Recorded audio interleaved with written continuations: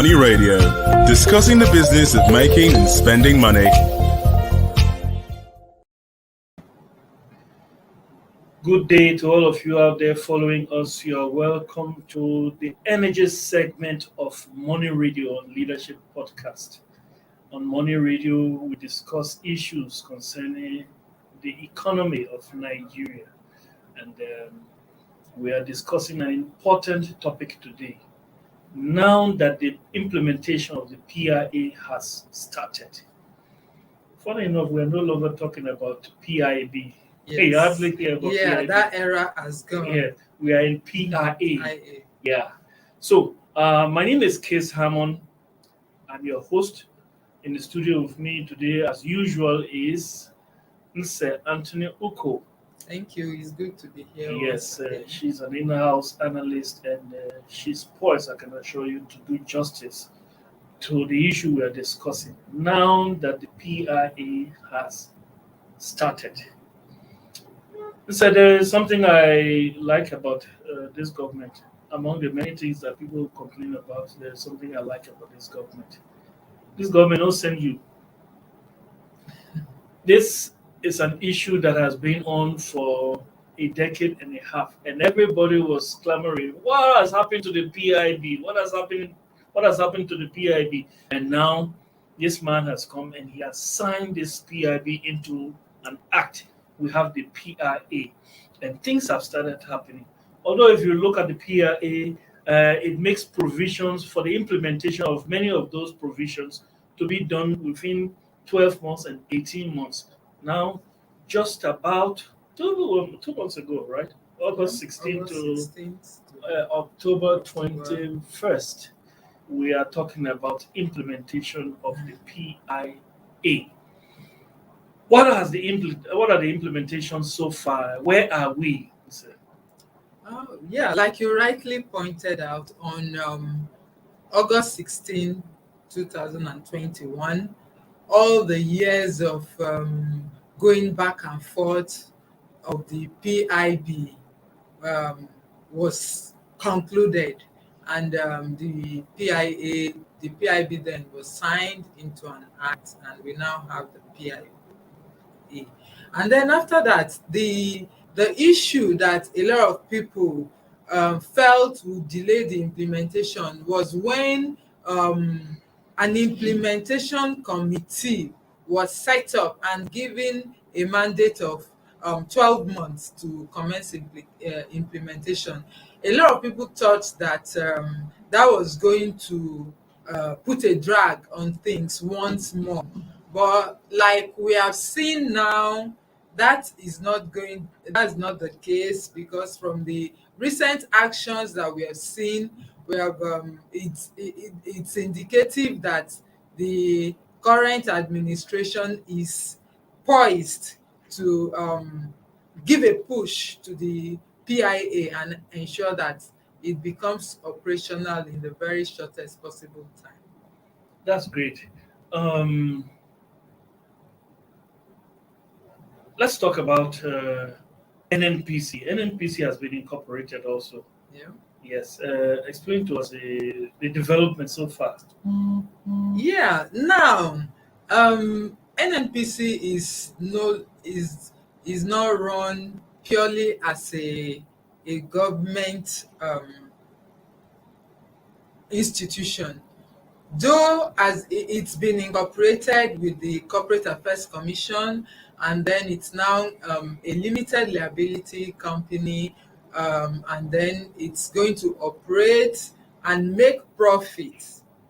So it's now a business, though still fully owned by government, but subsequently the opportunity will be given to other investors to come in and own a stake in the NNPC when it goes public. So gone are the days we expect to see NNPC being run as a government, profitable, able to take on businesses, able to negotiate terms and earn an income for the owners, be it government as it is currently as it's fully owned by government right now, or subsequently when it goes public and other investors, private investors, can buy into it and be able to invest in it, and of course they'll be looking forward to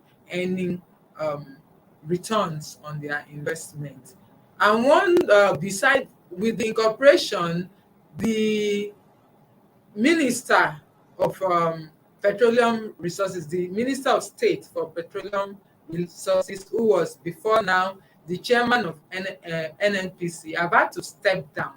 So the federal government is trying as much as it can to ensure that NNPC has a structure that is completely autonomous and is able to run independent of government interference. Do you trust that this NNPC can be profitable? Why haven't they been profitable all of these years? The fact is, NNPC has been operating at a loss. Yes, NNPC what's going to change to make well, them up at the profit? You know, now before now, NNPC was operating as an arm of government. So besides taking care of the business aspects of Nigeria's major source of revenue, which is crude oil, it was also involved in regulatory, and then it was also saddled with importation of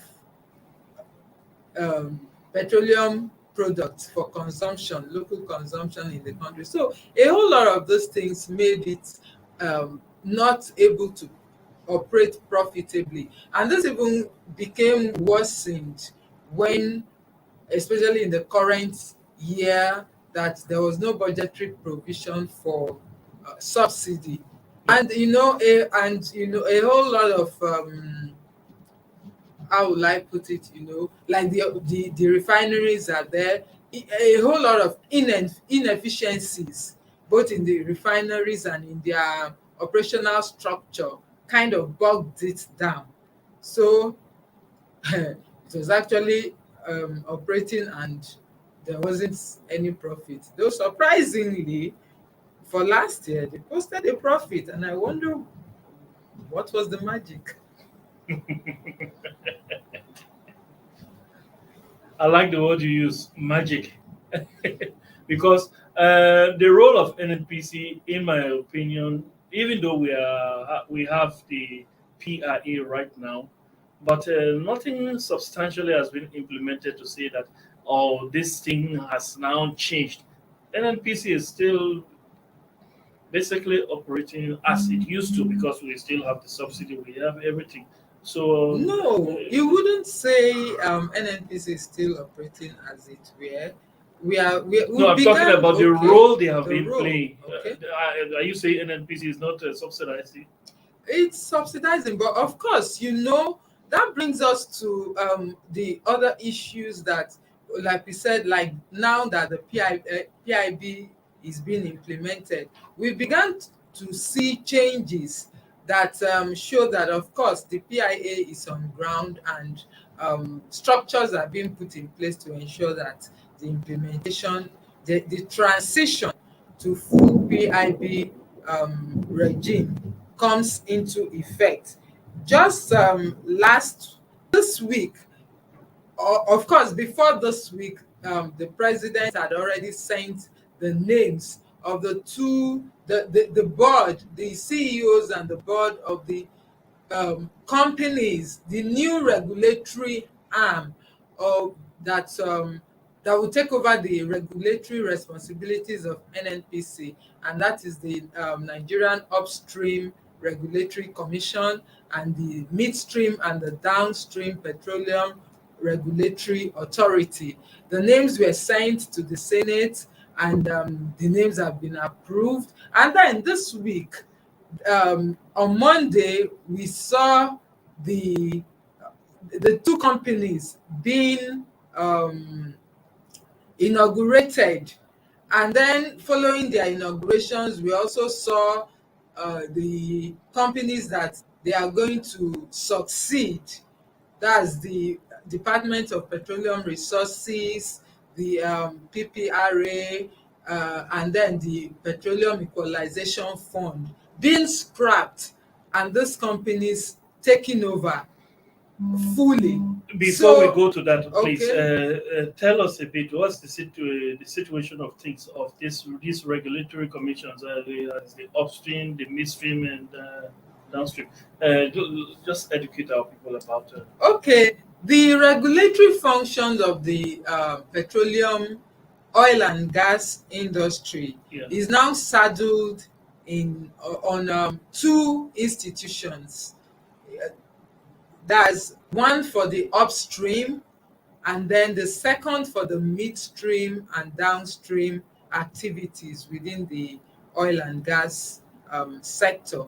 So unlike before, where we had the NNPC being the one in charge, and then we had other agencies, like we had some other departments, like we had the Department of Petroleum Resources, which was more or less an arm of the NNPC. Yeah. And then we had the PPRA responsible for pricing, and then we had the Petroleum Equalization Fund being in charge of ensuring that prices, the regulated prices are maintained all across the country.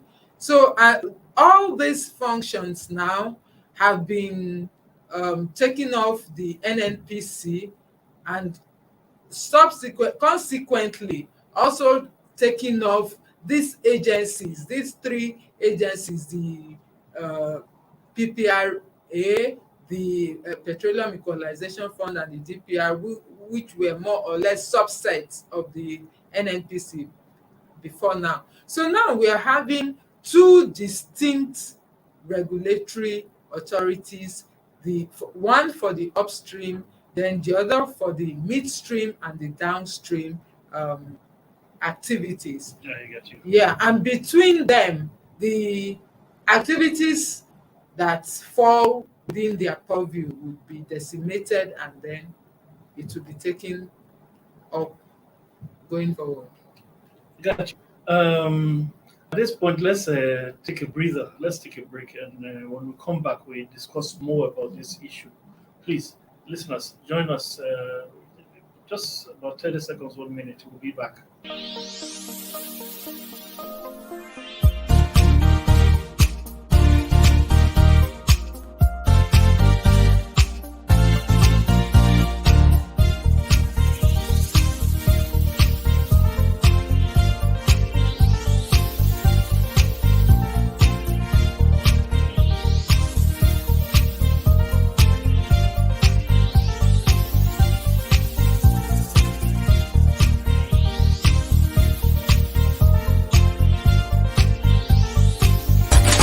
Money Radio, discussing the business of making and spending money.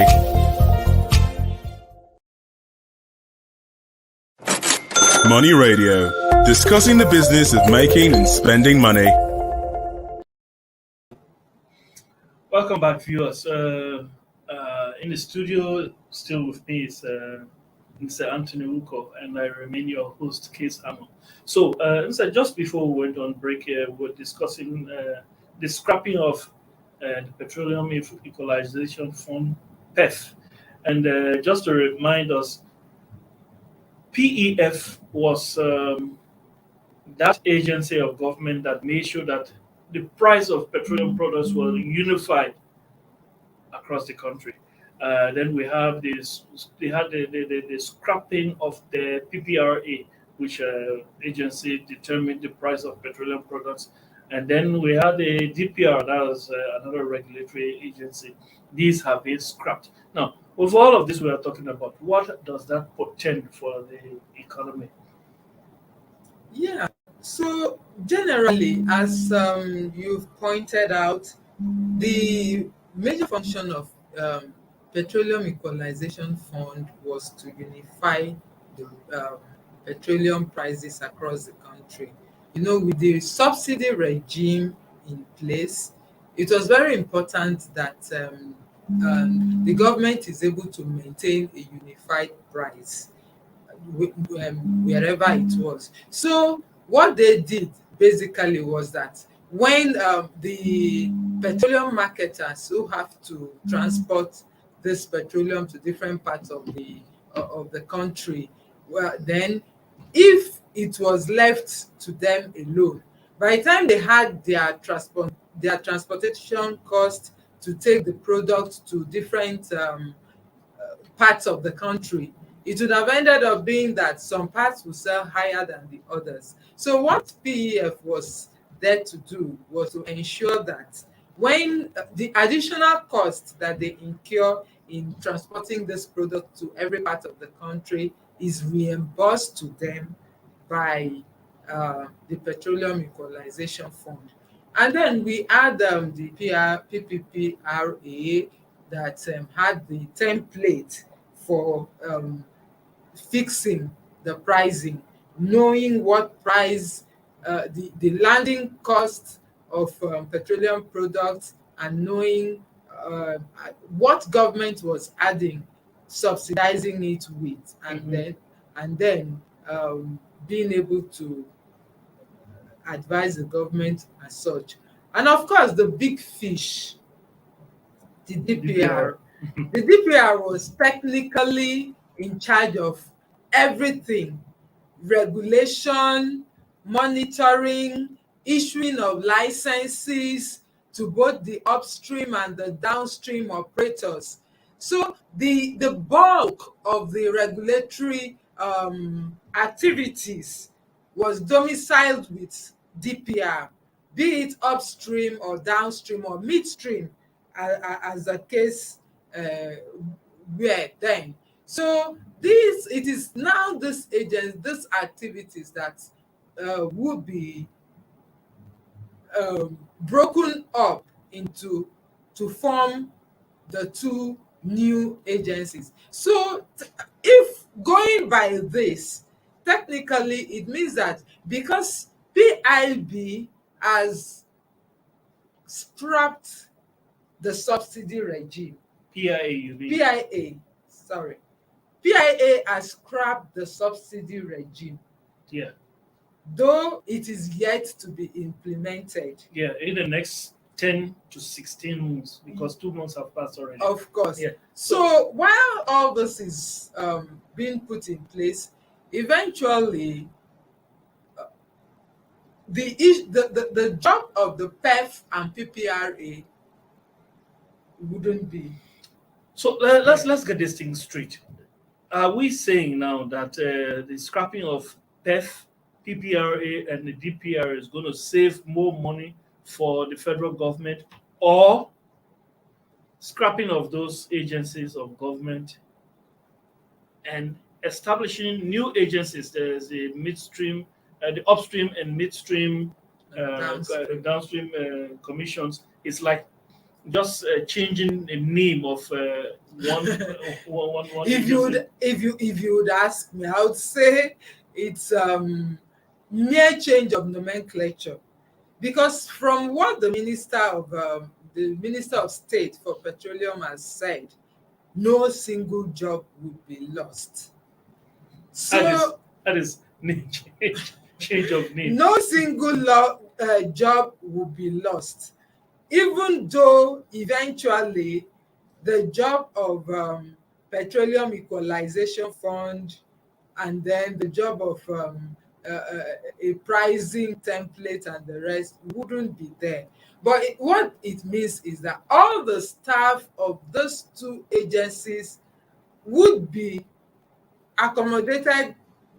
They would form the staff of the two agencies. No matter how much work or how less work they were doing. If we go by the assurances of the Minister of State for Petroleum Resources, that is technically what it amounts to. It's funny. Let me not say funny. It's not funny. It's like it's confusing, sort of, because if you look at the the idea of all of this, it was like for more efficiency. Um, if you are retaining all of the jobs, and who knows if they will add more jobs um, for these new agencies. So, but if you are retaining all of the jobs, then the issue of efficiency may not come in. Because look, let's be factual. In these government institutions, there are people who do nothing. There are people who just make salaries. Or who, I won't say earn, because when you do nothing to get a salary, you just it's like a gift. So for an institution as those who are supposed to be more efficient, efficiency usually comes with having less number of persons to do more. Do you agree with me or not?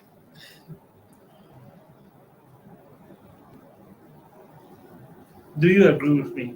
Well, be that as it may, of course, yeah, you're right. Efficiency should come with, having fewer number of people doing the same thing and doing it better. Yeah, but However, I believe the plan of the government is not to yeah, bring anxiety yeah, you are right. into You're the right. system, Another thing, especially in view of the current economic economic situation we face. situation. Yeah, Yeah. So, but I see it as a good development that the PIA implementation has started much earlier than um, I for one anticipated, yeah. The same especially with me. after the implementation committee Exactly. put on ground. Yeah. I was already getting skeptical that is this another delay tactics, Hmm. but it's gladdening to see that the government went on to work, and it's on a fast lane, Yeah, the so to government has say. hit the ground. Yes, The it's PIA the PIA. runway running. Yeah. Yes. So it's a welcome development. One thing I like is that the scrapping of those agencies, although the workforce, the labor force in those Mm. agencies will be retained, Mm. which I don't fault the government on, because, as you said, the current economic situation really does not make room for, or should not make room for that. Otherwise, there will be no hardship in the land. Be that as it may, um, these agencies of government, it is good some of them are merged. Why so? When government or when budgetary allocations are being made for these various agencies, what happens is it's not only salaries that go to these government agencies, but you have some other everyday expenses. Some, yes, you need to Overheads, overhead. You operational have the costs. operational costs. You have to buy fuel. You have to pay this. All of those things, at least some costs will be reduced when the And again, before now we had all these heads, yes, heads of all these institutions, yes, but now they've been collapsed. There's not exactly. going to be a different executive secretary for PEF or PPRA or DPR as you had it before. Yeah. It's just going to be the two of them, the CEOs, as they are now being designated, the CEOs for the Upstream Regulatory Commission and the CEO for the um, Midstream and Downstream Petroleum Regulation Authority. So that is a cost that is cut already. So imagine cutting this cost off, and then the principals would not just operate in isolation. They will have their own personal staff Yes. that work directly with them. Mhm. So where you have to duplicate this, These functions, yes. all those functions Yeah. into all those offices that are now being scrapped, you know that already the cost cutting has already started. Yeah. It may not be as much or as huge as you thought it would be from the beginning, but it's a starting point, and I believe that going forward with the other provisions of the PIA being implemented, especially the removal of fuel subsidy, the country would end up having a whole lot of cost cut of its operations. Let's hope that these things will happen, and that maybe before the end of the tenure of President Buhari, we may begin to see budget of maybe 50-50. I'm talking about recurrent and capital expenditure, or maybe even if it's recurrent being 60 and capital expenditure being 40. That's a giant step, a giant leap to development, I would say. This NNPC, I'm happy that it's going to at least begin to make profit. But as things are, we are not likely to see the profit soar like that. And it's because in the initial stage. Yes, we are in that initial stage, and the reason is government is still subsidizing.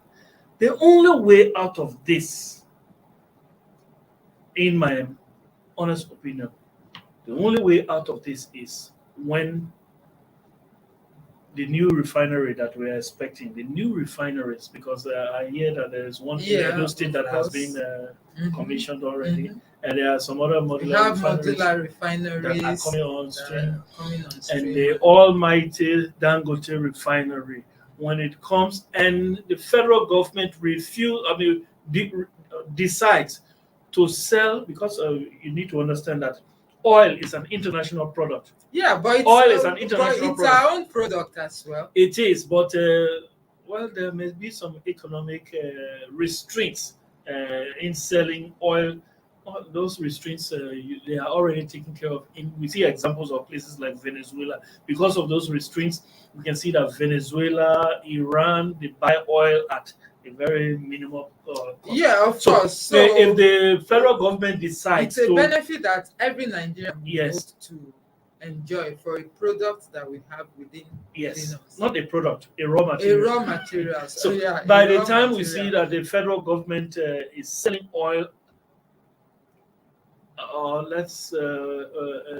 subsidizing production instead of consumption, then we will begin to, if we can sell at a minimum price to Dangote refinery, and he makes his own margin, we will see that the government can completely hands off subsidy at a level where they don't have to inflict hardship on the populace. The populace, because that is a key thing. Yes, and that is why government is doesn't seem in a hurry to take off. So just before we leave, there are some. This issue of subsidy, even in the Western countries, they subsidize some of their goods and services. They do. Agricultural products are subsidized in the West, in the Europe and the United States. It's subsidized in the West. There are some other. In fact, if you look at even some industries, for example, the airline industry, it was largely subsidized by the United States. Boeing, this Boeing we are talking about, and Lockheed Martin, all of these airlines, these airplanes, they were subsidized. Subsidies are encouraged. And these are the people who will tell you. But they are not in a manner that will hurt the country's finances. The way that the subsidy has gone right now, it has gone on in a manner whereby it has affected the government's finances. It has. So yes. That is the But who does the government work for? The government is working for the people. The government works for the people, but you and I can attest to what this has amounted to. The huge borrowing. I agree.